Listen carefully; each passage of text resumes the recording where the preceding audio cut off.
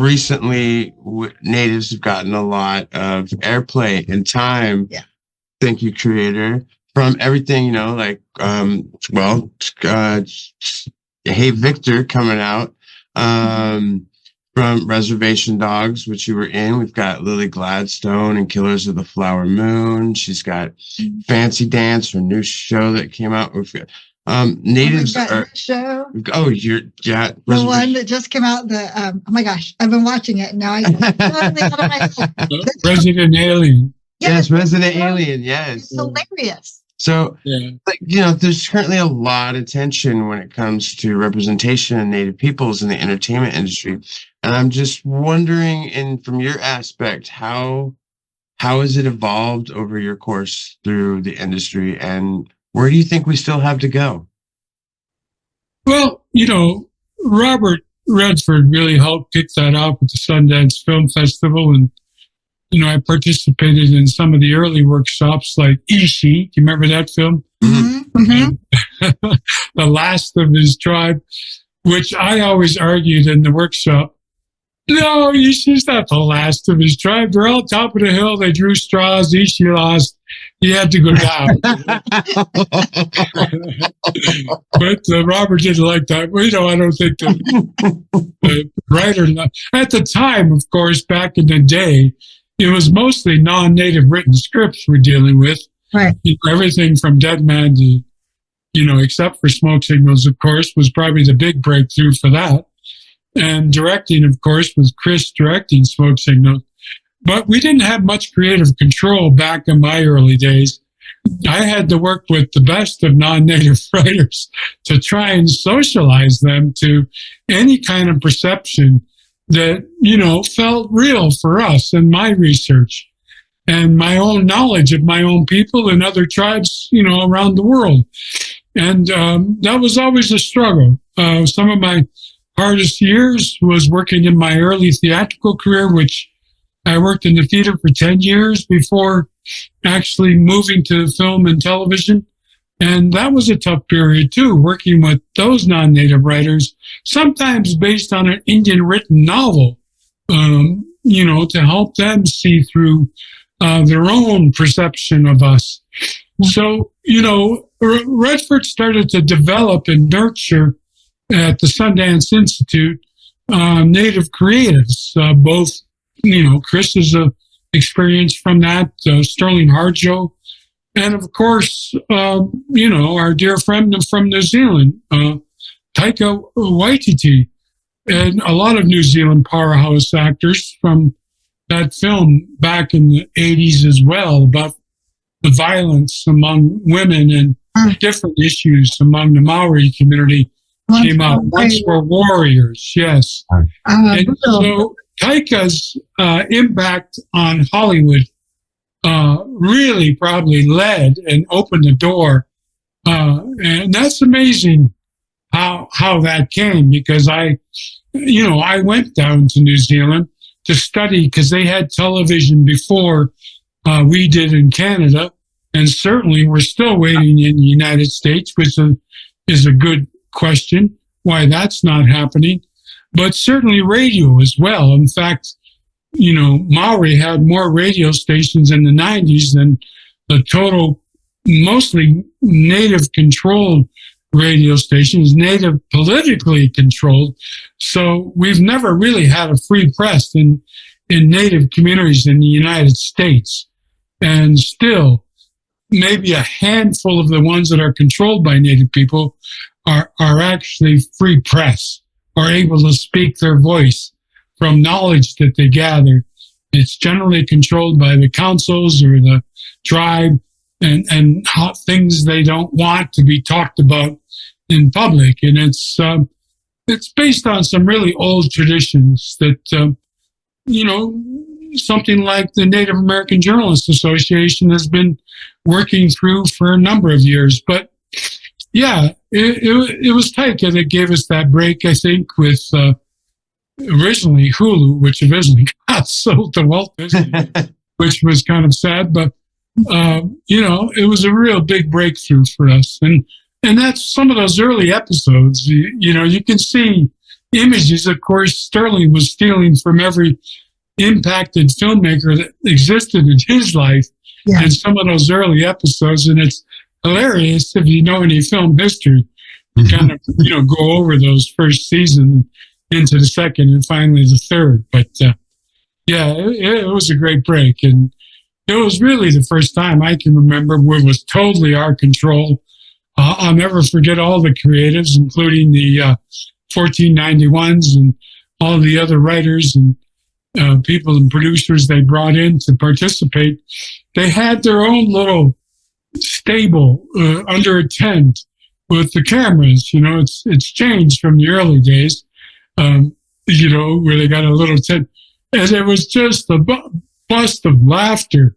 And always from that little tent, all the creatives just giggling to each other. It was so special as an actor, to get that reinforcement while you're doing the work. So it was a wonderful experience. Okay. So what projects do you have coming out soon, if you can talk about any of them? I just finished the film in Nantucket Island. With a longtime director friend, Jay Craven. For years, he's a non-native guy. He was known as Vermont's only filmmaker. And, the first film I did with him was Chris Christopherson film. I can't think of the title now, but that was fascinating. It was about, the import of liquor into the United States from Canada during Prohibition. He's always historically so didactic and correct, in my view. The second film was about the whaling industry back in the 1700s, 1800s, I guess, and with Jacqueline Bisset. And this one had just a wonderful cast. He adapted Major Barbara, which was George Bernard Shaw's play from 1905, in kind of a contemporary setting, but the primary character in Major Barbara was an arms dealer selling to multiple countries as early as the early 1800s, late 1800s.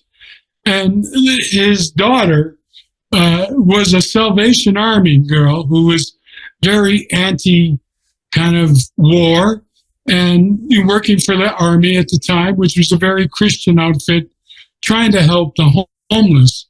And George Bernard Shaw was a playwright that had an impact on my early theatrical career, because we have the Shaw Festival just in Niagara-on-the-Lake, and I grew up in Niagara Falls, so it's across the river where the Niagara Falls is. And I studied a lot of, obviously, British theater in my youth. Shakespeare, Shaw, Ibsen, all of European great playwrights. And eventually, of course, the American playwrights that were impacted by those early Europeans.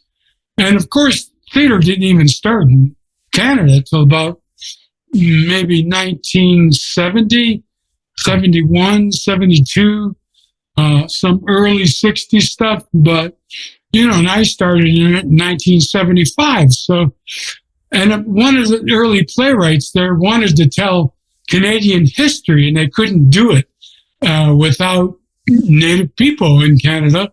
It was basically the French and the impact of their and the British, and of course Native America. And so I'll never forget this first workshop. I think it was 1977, and in that, of course, Graham Greene and I have been we've been cousins since birth. He was born. Well, he lives on the Six Nations. I was born on the Six Nations, but raced off to Texas. My father was in the American Army, and Graham lived in the community till he was about 14, growing up right on the res. But his father and my grandmother were first cousins, and so there was about 10 children in his family. And I was the only child for about 8 years. So I used to get all these Christmas gifts, and Graham would come and play as children all my Christmas stuff. And we became eternally friends and worked through those early years of the theater together. And of course, we had this big hit play called Dry Lips Ought to Move to Kapuskasing, and I think it was 1989, same year as Dances with Wolves, and was written by a Cree playwright named Thompson Highway, who was in this same workshop in the 70s and was mainly a Cree speaker and wasn't a playwright at the time. But from the impact of this Canadian playwright, impacted Thompson profoundly, and he became this world-class playwright.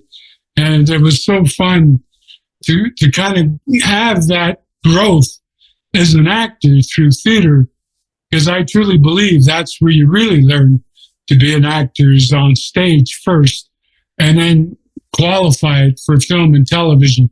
But, you know, I know I lost the story there somewhere. Actually, you gave us 2 films. Yeah.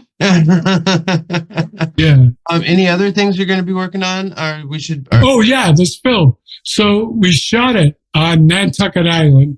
It's about this play from the playwright, the British playwright, and you know, I had knowledge of the play, and it was so much fun. And they turned the poor people into indigenous people on the remake. And that's where I play a homeless, as well does Tantu Cardinal. And together, we had such a blast, you know, being able to play this, which a lot of the text was maintained. And our wardrobe is still from the early 19th century, but the relevance is set currently. So it's set in modern time, but we're all dressed 19th century. And we were allowed to improvise some as indigenous people. And I had the best time because, you know, I don't always get to work with the Broadway set. A lot of New York and Eastern actors. And, you know, they're very finely trained and highly trained. And Tattoo and I had a blast.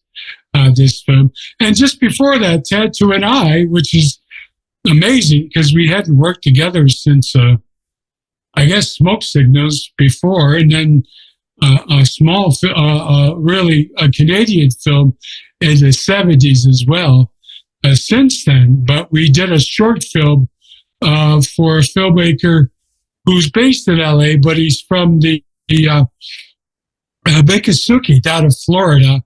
Mm-hmm. And his name's just not coming to me right now. But we did a short film where both Tattoo and I played dogs.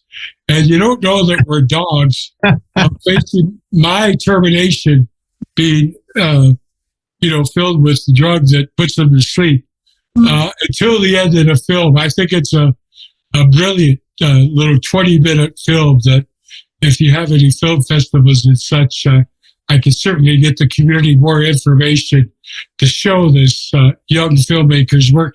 He's been plugging away in LA for years, and he's finally, you know, both a writer, director, producing kind of cat, and I'm really impressed by him. And I helped him develop a version of a film that's going around now that was a play for last year's New Native Theater, for the big theater in Minneapolis. So it's just young. I just enjoy working with our young people, developing their work for, you know, either end product as a play or end product as a film. It's really special for me to participate at that level. That's a perfect segue into what is actually our last question.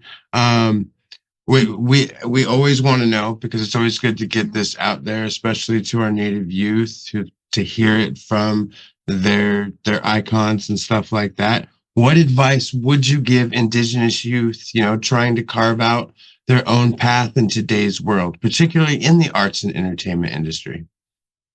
Well, we just had a meeting at our empire, and everything's changing.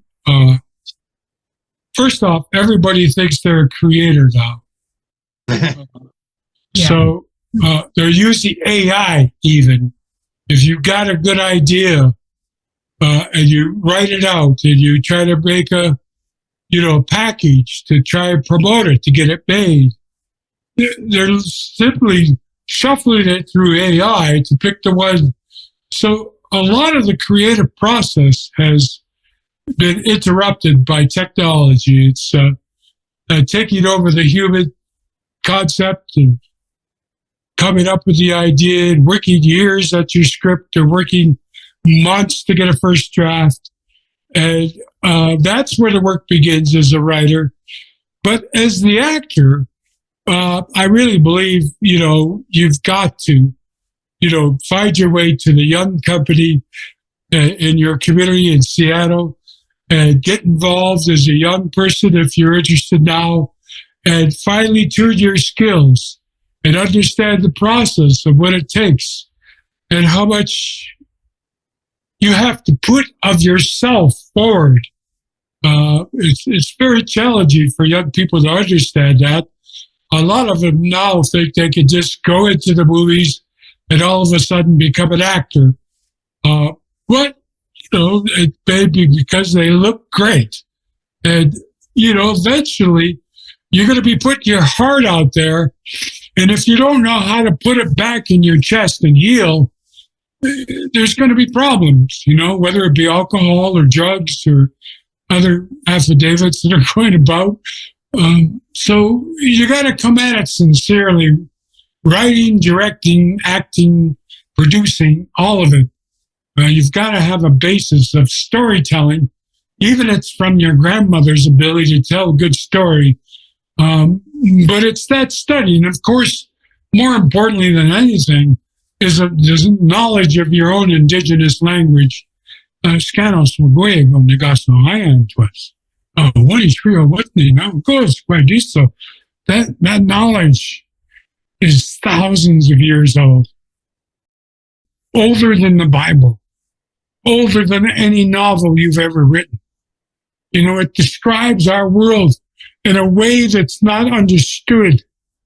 And it tells us how to survive on this planet forever.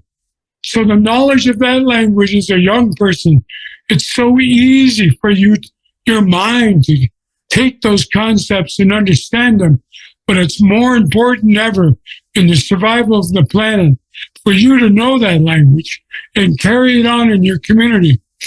That's all part of performance. So now you guys make me cry. That was deep. That was heartfelt. We appreciate that so much. That is, and it's true.